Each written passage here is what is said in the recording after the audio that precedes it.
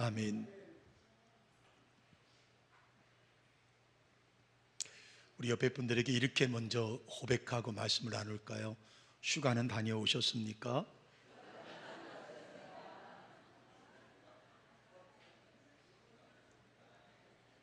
다시요. 휴가는 다녀오셨나요? 아마 여기에 연세 드신 어른들과 젊은 세대들은 아마 대답에 차이가 있을 거라고 생각이 들어요. 젊은 사람은 당연히 휴가 다녀왔죠. 바닷가를 가든 산을 가든 캠프를 가든 휴가를 다녀왔다고 대답을 할 겁니다. 그러나 아마 저보다 연세가 많으신 어른들 대부분은 휴가는 무슨 휴가? 휴가가 뭐 필요해? 에? 에? 집이 최고지. 우리 일부 예배를 드리고 당회원들이 모이셔서 한 장로님이 목사님 목회를 위해서는 1년에 한 달 정도를 휴가를 가시면 좋겠습니다. 그러니까 안식오를 주자는 거예요. 제가 뭐라고 그랬냐면, 말씀은 감사한데 우리 교회 학교 선생님들 지금도 우리 이 시간에 예배를 교육관에 드리고 있잖아요. 그 선생님들은 휴가 받아서 캠프를 갔다 왔거든요. 그러니 목사가 어떻게 휴가를 갑니까? 저 휴가 못 갑니다. 그 얘기를 하다 여기 올라왔거든요. 여러분, 저희가 초등학교, 그 당시는 국민학교라 그러잖아요. 초등학교 다닐 때 들었던, 읽었던 이솝 우화 중에 개미와 배짱이라는 내용 아시죠? 개미들은 여름 내내 땀을 흘리면서 일을 했습니다. 근데 배짱이들은 이곳과 저곳을 옮겨 다니면서 바이올린 연주만 했습니다. 그리고 이제 시간이 지나서 가을이 되었고 눈이 펑펑 내리는 겨울이 되었습니다. 배짱이는 배가 고픕니다. 일을 하지 않았으니까요. 그런데 갈 곳이 없어요. 그래서 배짱이는 개미집을 찾아갑니다. 그러나 개미들은 배짱이에게 먹을 것을 주지 않았습니다.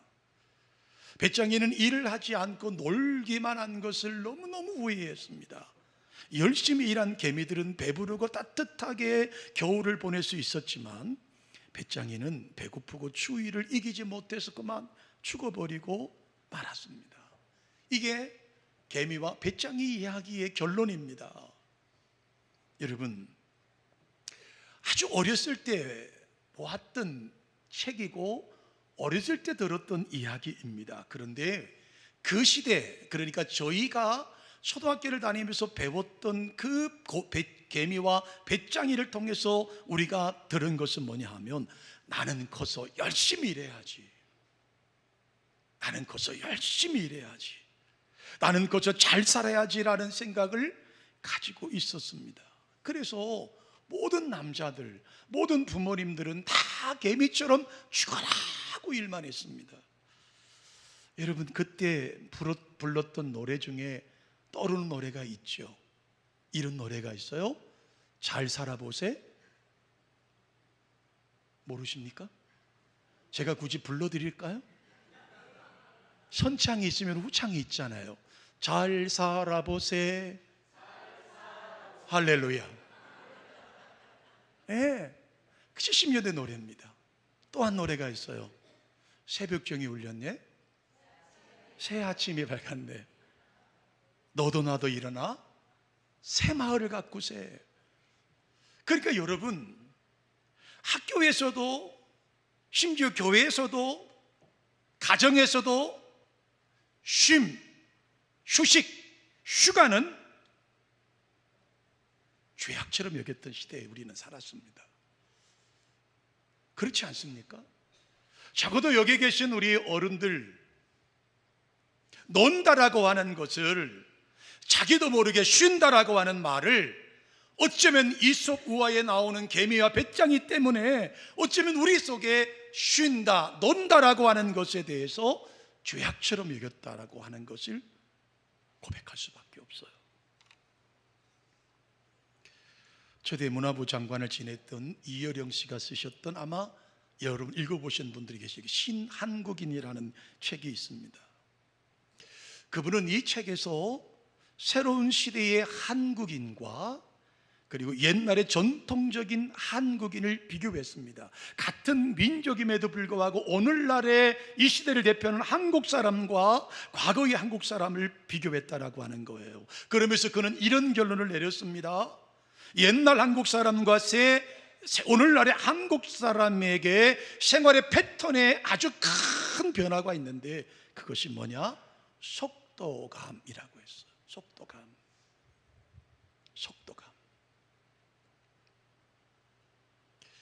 이어른 교수는 그 신한국이라는 책을 통해서 과거의 우리 조상들, 우리의 선조들, 우리의 부모님 세대는 기다림에 익숙한 세대라고 말을 했습니다. 그러나 요즘 새로운 시대는 조급한 시대, 소위 빨리빨리 시대가 되었다라고 하는 거죠. 그래서 이어른 교수는 이 두 세대를 밥 세대와 라면 세대라고 정의를 내렸습니다. 여러분은 밥 세대십니까? 라면 세대십니까? 옆에 분에게 한번 여쭤보세요. 당신은 밥 세대입니까? 라면 세대입니까? 한번 여쭤보세요. 그 밥 세대는 뭐냐? 옛날에 여러분 전기밥솥이 없을 때는 우리 부모님들은, 우리 어머님들은 그 밥을 지어서 늦게 돌아오는 남편과 자식들을 위해서 따뜻한 아랫목에 이불을 깔고 그 속에 공깃밥을 집어넣었던 거예요. 그리고 남편이 돌아올 때까지, 아이들이 돌아올 때까지 기다렸다라고 하는 거예요. 그래서 기다림의 세대라고 말합니다. 반면에 오늘의 시대는 그런 여유와 낭만을 잃어버린 세대가 되었습니다. 조급합니다. 독하기까지 합니다. 우리 삶이 그렇다는 겁니다. 그래서 여러분, 과거에 우리가 불렀던 김수월님의 시 중에 엄마야 누나야 강변 살자라는 이 노래를 오늘날의 시대는 이렇게 바꿔 부른다고 하죠. 엄마야 누나야 간편하게 살자. 간편하게 살자는 거예요. 뭘 이렇게 복잡하게 사냐? 간편하게 살자. 그래서 이어른 교수는 이 책에서 간편한 삶을 대표하는 상징이 바로 라면이라고 그는 책에서 정의를 하고 있어요. 라면은 여러분 인스턴트 문화를 대표하는 음식입니다. 제가 일부 예배 때도 여쭤봤는데 아무도 대답을 못 하셨어요. 제가 설교를 준비하다가 우리나라의 라면의 종류가 도대체 몇 가지나 있을까를 인터넷을 찾아봤습니다. 인터넷에 올라온 내용을, 인터넷은 참 다양합니다. 라면만 전문적으로 글을 올리는 분이 계시더라고요. 여러분, 우리나라 라면의 종류가 몇 가지라고 생각하십니까? 여러분이 아는 종류는 몇 가지쯤 되십니까? 놀랄 준비하세요. 기절하지 마세요. 여러분, 현재 2023년 3월 15일 기준입니다. 우리나라의 라면 종류가 557종의 라면이 있습니다. 557종. 그러면 아울러서 대한민국은 1년에 라면을 몇 똥지를 먹나를 또 찾아봤더니 38억 개를 우리가 소비합니다. 그럼 이걸 또 제가 여러분 친절한 목사니까 그럼 한 명당 1년에 몇 개씩을 먹나? 한 명당 갓난 아이까지 치고 지금 음식 못 드시는 어른까지 토탈해서 평균적으로 1년에 한국 사람이 먹는 숫자가 75개를 먹습니다. 이게 세계에서는 8위입니다. 가장 라면 많이 먹는 나라는 중국이에요. 숫자가 워낙 많으니까요. 그런데요, 이걸 숫자 계산으로 보면 전 세계에서 라면을 가장 많이 먹는 나라가 어디겠어요? 우리나라입니다. 우리나라예요. 이런 라면의 문화가 패스트 산업에 확실히 우리에게 많은 것들을 제공한 것도 사실입니다. 좋은 결과도 이루었습니다. 라면의 수출량이 어마어마하게 늘었습니다. 그런데 우리는 잃어버린 것이 있습니다. 그 중에 가장 우리가 잃어버린 것 중에 하나는 인내심의 상실, 느긋함과 기다릴 줄 모르는 시대를 우리는 살고 있다라고 하는 것이죠. 사실 한국 사람은 빨리빨리의 문화는 이미 세계적으로 유명하지 않습니까? 그래서 외국인들이 한국에 와서 가장 먼저 배우는 언어가 뭐라고요? 빨리빨리입니다. 빨리빨리. 우리는 빨리빨리 해야 직성이 풀리는 민족이라는 거예요. 여러분, 인터넷입니다. 인터넷에 빨리빨리에 길들여진 한국인들이 가지고 있는 공통적인 습관이 있어요. 습관이 몇 개 있어요. 첫 번째로, 여러분 손가락을 여러분 꼽아보세요. 신호가 바뀌었는데 앞차가 출발하지 않으면 어떡하시죠? 빵빵 거린다는 거예요. 2초 3초를 못 기다린다는 겁니다. 두 번째로, 엘리베이터를 타고 층수를 누른 다음에 가장 먼저 하는 게 뭘까요? 닫힘 버튼을 누른다는 거예요. 사람이 오는지 안 오는지 신경 안 씁니다. 닫힘 버튼부터 누른다는 거예요.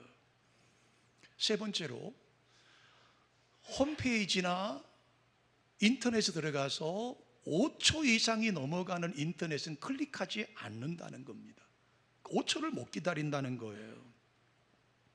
네 번째로, 기사나 글을 읽을 때 우리는 제목만 본다는 겁니다. 내용을 보지 않는다는 거예요. 다섯 번째로, 핸드폰 문자를 보냈는데 회신이 오지 않으면 답답해서 미친다는 거예요. 여러분, 그렇죠? 그래요. 그 다음에 지금 몇 번째까지 제가 했죠? 네? 고맙습니다. 여섯 번째, 상대방이 통화 중이면, 내가 전화한 상대방이 통화 중에 걸리면 어떻게 하십니까? 통화 끝날 때까지 전화를 한다는 거예요. 끊임없이. 그 다음에 여러분, 일곱 번째, 식당에 가셔서 음식을 주문하시고 꼭 두 마디를 한답니다. 왜 안 나옵니까? 언제 나옵니까? 빨리 주세요! 라는 말을 한국 사람만 한다는 거예요. 마지막 여덟 번째, 밥을 다 먹으면 1분 이내에 자리를 다 뜬다는 겁니다. 여러분, 몇 가지에 해당되시죠? 거의 다 합니다. 여러분은 한국 사람입니다. 그런데 이러한 빨리빨리의 문화가 만든 또 하나는, 우리는 가만히 있는 것을 낭비로 생각하기 시작했다는 겁니다. 그 신앙국이라는 책에서 보면 그 결과로 우리는 휴식을 잃어버리고 쉼을 잃어버리고 안식의 축복을 상실해버린 민족이 되어버렸다고 말하고 있어요. 여러분, 요즘이야 금요일 날까지 출근하면 토요일 날 쉬지요? 주일 날 쉬지요? 여러분, 여기 어른들은 그런 시대 없었잖아요. 토요일까지 일하고 회사를 출근하면 보통 밤 10시까지 잔업하고 철야하고, 그것이 당연하게 여겼던 거예요. 그래서 오늘 우리 여기 계신 어른들은 그렇게 쉼과 안식과 하나님 주시는 안식의 축복을 상실해버린 채 온 힘을 다해 살았습니다. 남은 것은 뭐만 남았나요? 병든 육체만 남았다는 거예요. 오늘 제가 왜 이 얘기를 서로 이렇게 길게 하느냐 하면, 오늘 본문의 내용이 바로 이 이야기로 출발하고 있기 때문입니다. 본문 내용은 이렇습니다. 예수님은 제자들을 둘씩 짝을 지어서 전도를 내보냈습니다. 그리고 그들은 전도 현장에서 상당한 실적을 거두고 돌아와서 주님에게 보고합니다. 아마도 제자들은 숨 돌릴 틈 없이 헐레벌떡하면서 예수님 앞에 뛰어와서 보고하기 시작합니다. 왜요? 많은 성과를 이루었으니까요. 그리고 제자들의 갈릴리 사역, 가버나움 사역은 대단히 상당히 성공한 케이스였습니다. 가버나움을 중심으로 제자들의 전도 활동은 많은 결신자를 얻었습니다. 병든 사람을 치료했습니다. 귀신 들린 사람을 자유하게 했습니다. 많은 무리가 하나님 앞에 나와 회개하는 역사를 보았던 거지요. 그러니까 이 사건을 주님에게 빨리 뛰어와서 보고하고 싶었던 거예요. 제자들은 다소간 지치기도 했겠지만 자신이 나가서 전도한 그 놀라운 상황을 예수님에게 와서 보고합니다. 여러분, 오늘 본문 30절의 말씀을 보시면 사도들이 예수께 모여 자기들이 행한 것과 가르친 것을 어떻게 해요? 낱낱이 낱낱이 얼마나 신이 났으면, 얼마나 흥분했으면, 얼마나 여러분 그 열매가 있었으면 낱낱이 주님에게 가서 보고하고 있는 거예요. 그들은 격앙된 심정으로 예수님께 보고합니다. 예수님, 우리가 가버나움에 나가서 귀신 달린 사람에게 예수의 이름으로 기도했더니 세상에 귀신이 떠나는 모습을 보았습니다. 우리가 안진뱅이에게 머리에 안수했더니 그가 치료를 받았습니다. 우리가 예수의 복음을 전했더니 그들이 하나님 앞 무릎 꿇고 회개하고 세례를 받았습니다. 얼마나 신나는 일일까요? 그런데요, 제자들이 이렇게 보고를 올리고 있는 그때 갑자기 주님께서 그들의 보고, 그들의 말을 끊으시고 31절입니다. 이렇게 말씀하십니다. 다 같이 화면 보시고 함께 읽어보실까요? 이르시되 너희는 따로 한적한 곳에 가서 잠깐 쉬어라 하시니 이는 오고 가는 사람이 많아 음식 먹을 겨를도 없습니다. 지금 제자들은 너무너무 신나는, 너무너무 멋진, 너무너무 환상적인 역사를 일으킨 것을 주님에게 와서 보고하고 있는데, 주님 스톱.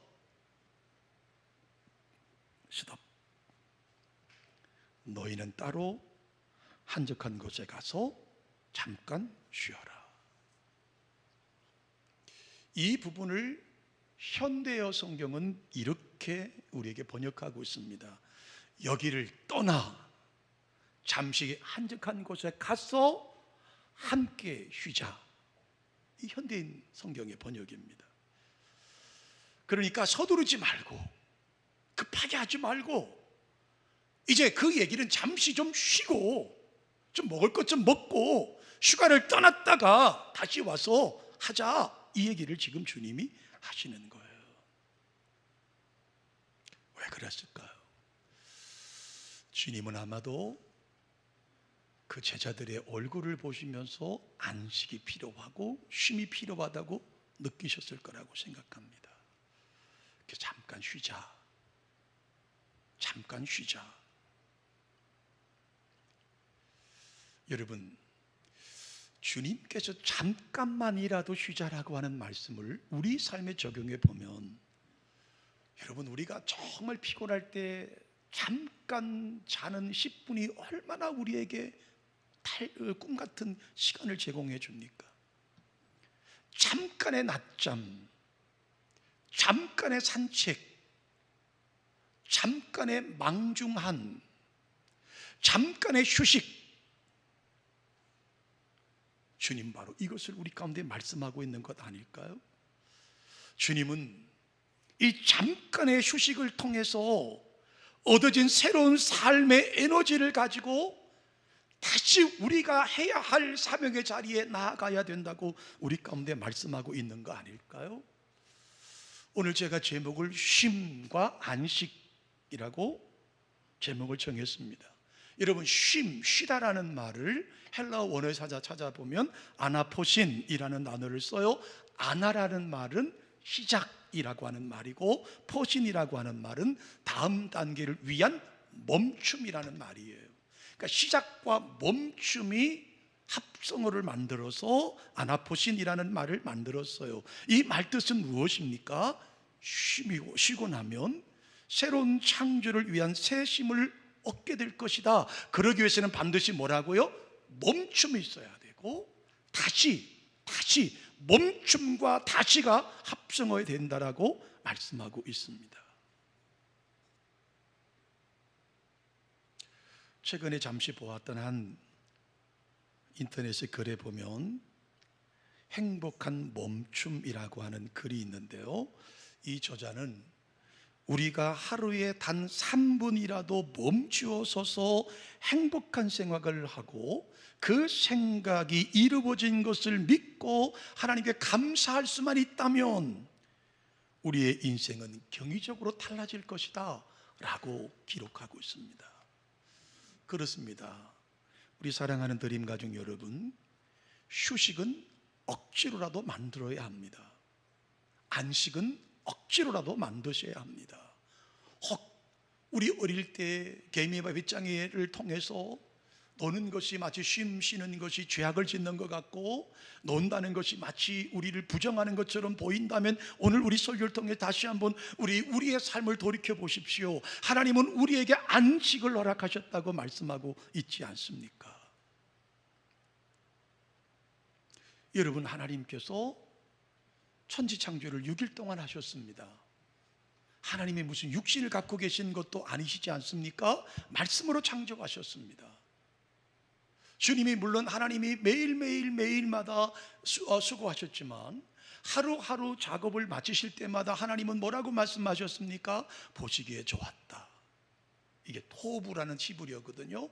보시기에 행복했다.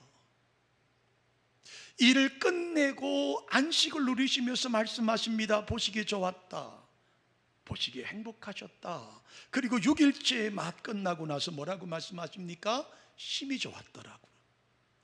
너무너무 행복하다는 겁니다. 그리고 7일째 뭐 하셨죠? 안식하셨어요. 쉬셨습니다. 여러분, 하나님께서 우리처럼 육체를 입으신 분이 아니시기에 쉼의 의미가 뭐가 있겠어요? 그런데도 하나님은 쉬셨어요. 왜요? 하나님의 통치자, 하나님의 대리자, 하나님의 형상을 받은 인간을 위한 하나님의 모델을 우리 가운데 제시해 주었다라고 하는 것입니다. 그러므로 사랑하는 성도 여러분, 저와 여러분의 삶의 쉼과 안식의 은혜가 우리 가운데 있기를 주님의 이름으로 축원합니다. 마가복음 1장에 보면 예수님의 삶의 스케줄을 우리 가운데 소개하고 있습니다. 예수님은 하루 종일 굉장히 바쁘게 사셨음을 볼 수가 있습니다. 안식일에는 성전에 들어가셔서, 회당에 들어가셔서 말씀을 전하셨습니다. 그러다가 더러운 귀신 들린 사람이 방해하자 귀신을 쫓아내고 그를 고쳐주셨습니다. 그 후에 회당에서 나와서 시몬의 집에 들어가셨어요. 시몬의 집은 어떤 집이에요? 장모의 집이에요. 장모의 집입니다. 베드로 사도가 가정도 팽개치고 그물도 던져버리고 젊은 예수를 따라가니, 여러분, 그 장모가 얼마나 우라통이 터졌겠어요. 그래서 열병이 들어버린 거예요. 예수님은 그 시몬의 장모의 병을 고치시죠. 그런데 그것으로 끝나지 않아요. 말씀을 전하시고 병 고치는 사역을 하셨는데 저녁 때가 되었습니다. 그냥 좀 하루 쉬시면 좋을 텐데, 이 마가복음 1장 33절의 말씀에 보니까 온 동네에 소문이 났습니다. 예수님께서 오셨다. 그 고침을 받는, 이 고침을 하시는 예수님이 오셨다는 말을 듣고 수많은 갈릴리 지방에서 수많은 사람이 시몬의 집으로 몰려왔습니다. 주님은 그 많은 병자들, 귀신 들린 자들을 위해서 일일이 안수하시면서 고쳐주셨어요. 얼마나 피곤하셨을까요? 아침에는 강론 사역을 하시고, 오후에는 치료 사역을 하시고, 저녁에는 또 많은 사람이 몰려왔습니다. 인간의 몸을 입으신 예수님이 얼마나 피곤하실까요? 그런데요, 마가복음 1장 35절 화면을 보십시오. 함께 읽어보실까요?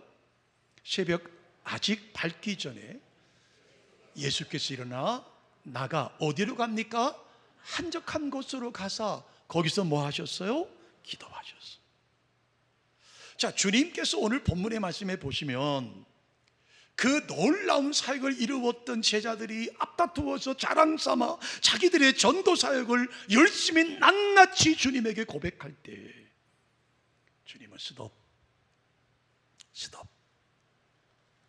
그리고 따로 한적한 곳에 갔어.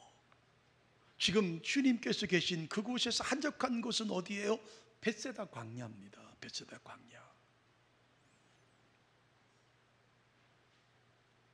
작은 사막, 나 혼자 쉴 수 있는 공간을 주님이 지금 한적한 곳에 가서 라고 말씀하고 있는 거예요. 저는 문자 그대로 인생을 살아가는 저와 여러분에게도 나만의 광야가 있으면 좋겠어요. 나만의 광야. 종종 제 아내와 입씨름할 때가 있는데, 그때 제가 항상 하는 말이 있어요. 내 사무실 들어오지 마. 치사하지만 내 사무실 들어오지 마. 비밀번호 바꿔놓을 거야. 거긴 내 공간이야. 여러분, 저의 속좁은 목사, 인정합니다. 근데 저에게는요, 한적한 광야가 제 사무실이에요. 그렇게 좋을 수가 없어요. 그래서 제 아내로부터도 타치받고 싶지가 않아요. 저는 이것이 여러분에게도 필요할 거라고 생각합니다. 여러분, 그럼 한적한 곳이 여러분에게는 어디가 될까요? 여러분이 조용히 머무를 수 있는 곳이 한적한 곳이에요. 어떤 분에게는 여러분 앞에 있는 오솔길, 산책로가 한적한 곳이 될 수 있어요. 어떤 분에게는 내 마음이 아프고 괴로울 때 찾아갈 수 있는 곳, 그곳이 어딜까요? 저는 이 설교를 준비하면서 여러분의 한적한 곳이 우리 교회가 되었으면 좋겠어요. 아무도 없는 시간, 아무도 없는 그 시간에 하나님께 나와 기도하는 성도가 있다면 얼마나 감사할까요? 우리 교회 출석하지 않는 우리 마을의 이웃이 한 분이 있습니다. 이분은 공장을 밤에 자기 기업을 돌리시는 분입니다. 그분은 2-3시에 퇴근을 하면 늘 우리 교회를 방문하신다고 그래요. 그리고 저에게 늘 그래요. 목사님, 제가 새벽 2시에 일이 끝나면 복장 그대로 드림교회로 갑니다. 그렇게 편안할 수가 없습니다. 그렇게 좋을 수가 없습니다. 그래서 30분이고 40분이고 먹노와 기도하다가 돌아갑니다. 그분에게는 우리 교회가 광야입니다. 여러분에게 한적한 곳이 어디입니까? 어디라도 상관없습니다. 기도원이어도 괜찮고, 어디 산내 한적한 여러분 골짜기도 괜찮습니다. 아니면 여러분 여기 교회에 오셔서 여러분 그 한적한 곳에서 주님을 만나는 은혜가 우리 가운데 있기를 주님의 이름으로 축원합니다. 우리 민족은 쉼을 죄악시 여기던 시대를 살았던 민족입니다. 그분들의 고생과 그분들의 희생과 그분들의 헌신으로 오늘 여기까지 하나님의 복을 누리고 사는 것 아니겠습니까? 그런데 2015년 11월 19일 문화체육부 관광부령으로 제227호로 제정된 것이 법이 하나 있습니다. 그 법이 뭔지 아십니까? 국민여가 활성화 기본법이라는 법입니다. 이 법의 입법 취지를 보면 여가의 중요성에 대한 인식을 높이고 일과 여가의 균형을 통해서 국민들이 여가가 있는 삶을 보장받을 수 있도록 하기 위함이라는 것이 법적인 취지라고 말하는 거예요. 이 법은 17개 항으로 되어 있는데 이 17강을 다 여러분에게 설명드리면 시간이 부족하니까 한마디로 말하면 국민들에게 쉬라고 권고하는 법안이에요. 얼마나 우리가 쉬지 않고 일을 했든지, 다시 말하면 우리에게는 쉴 수 있는 권리가 있다는 것입니다. 국가가 국민이 쉴 수 있는 것들을 만들어줘야 되는 것이고, 지방자치단체도 국민들이 쉴 수 있는 것을 만들어줘야 된다고 말하고 있는 거예요. 격세지감을 느끼지 않습니까? 잘 살아보세, 잘 살아보세. 우리도 한번 잘 살아보세. 새벽정이 울렸네. 새아침 일배 갔다고 늦잠 자지 말고 일어나서 열심히 일하자고 하던 시대를 우리가 살았다고 한다면 이제는 그것이 아니라 쉼을 통해서 새로운 충전을 받자고 말씀하고 있는 거예요. 일부 예배 때도 말씀드렸습니다만 우리 교사, 우리 영유아부 아이들, 유초등부 아이들, 중고등부 청년들 수련회를 진행하고 있습니다.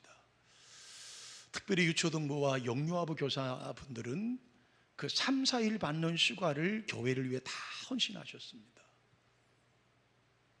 캠프를 위해서 다 헌신하셨어요. 그분들에게는 담임 목사로서 너무나 감사하고 고맙고 이루 말할 수 없는 감사함이 그들에게 있어요. 그래서 어쩌면 이 설교가 그분들에게는 거북할 수도 있고 하나님을 향한 열심을 왜곡하는 것처럼 보여줄 수도 있을 거라고 하는 걱정거리도 생깁니다. 그러나 오늘 주님께서 우리에게 말씀하신 의미를 바르게 여러분에게 설명하고 싶은 거예요. 여러분, 호흡이라는 말 아시죠? 호흡.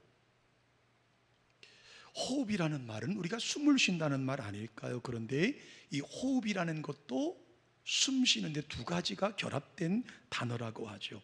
내뱉을 호와 흡입할 흡, 들이마시는 흡, 그래서 호흡이 결합된 말이죠. 숨을 많이 들이마시겠다고 흡만을 하면 살 수 없습니다. 그 자기 몸에 흡한 공기를 다시 내뱉어야 합니다. 그것이 호흡입니다.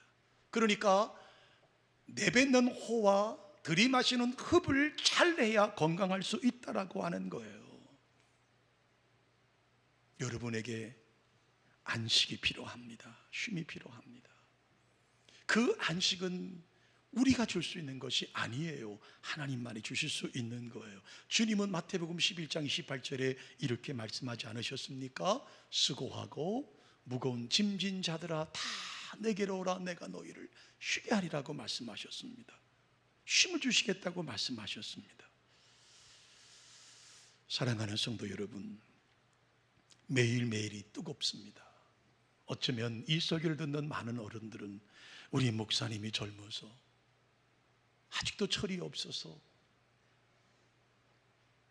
지금 우리 형편에 무슨 쉼이 필요하느냐고, 이 상황에 무슨 쉼이 필요하겠느냐고. 여러분, 제 대학원 동기 목사님이 울산에서 목회를 하십니다. 제가 그 교회에 몇 년 전에 세미나를 다녀왔는데 이 친구가 저에게 전화가 먼저 왔어요. 목사님, 제가 여쭤볼 게 있어 전화했습니다. 목사님, 뭔데요? 저 노동청에서 출두하라는 명령이 떨어졌습니다. 왜요? 우리 교회 교육전도사님을 2년 동안 썼는데 퇴직금을 못 받았다고 그거를 고발했습니다. 목사님, 어떻게 하면 좋겠습니까? 제가 이렇게 말했습니다. 목사님, 시대가 바뀌었습니다. 저희들이 목회를 배울 때는 사례비를 묻는 것은 아주 목회자의 자격이 되지 않는 목사입니다. 주는 대로 받고 나가라면 나가는 것이 목사인 줄 알았습니다. 저도 교육전도사 시절에 한 교회에서 4년을 심호했는데 제 앞에 있던 분들은 다 퇴직금을 챙겨주셨는데 제가 밉다고 나가라 그래서 10원도 받지 못하고 나온 적이 있어요. 한 번도 노동청에 간다 생각해 본 적이 없습니다. 그런데 요즘은 시대가 달라졌습니다. 목사님 챙겨드리세요. 그래야 됩니다. 어른 시대는 그저 잘 살아보겠다고, 내 새끼 굶기지 않겠다고 밤낮을 가리지 않고 일을 하셨습니다. 이제 여러분, 주님이 주시는 참된 쉼을 주님 안에서 누리시기를 주님의 이름으로 축원합니다. 그래야 더 멀리 볼 수 있습니다. 그래야 더 복되게 삶을 창조적으로 살아갈 수 있습니다. 참 쉼을 가지시면서 주님과 동행하는 삶, 주님 앞에 기도하는 삶, 주님 앞에서 내 삶을 정리하고 돌이켜보는 삶을 돌이켜보는 은혜가 우리 가운데 있기를 주님의 이름으로 축원합니다. 고마우신 하나님,